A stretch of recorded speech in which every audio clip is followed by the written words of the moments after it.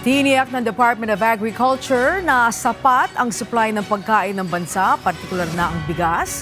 Ito ay sa harap ng nagpapatuloy na kaguluhan sa Middle East. Ayon kay DA Spokesperson Assistant Secretary Arnel de Mesa, may iba't ibang mapagkukunan ng imported na bigas ng Pilipinas, kabilang na ang Vietnam, Myanmar at Cambodia na malayo sa gitnang silangan.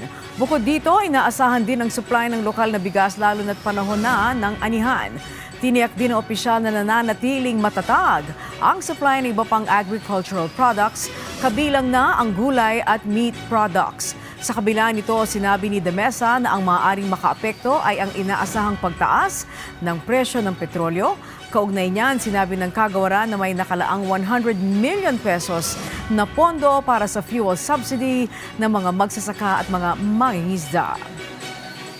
Pag naubos itong 100 million, yung 50 million para sa farmers and 50 million para sa fishers, meron pang 50 million na pwede pa kaming ma-access, tag 25 million uli yung mga farmers and fishers natin. Pag March, April, karamihan ng ating consumption manggagaling sa local production natin. And it will last until yung susunod na lean months ng August to September.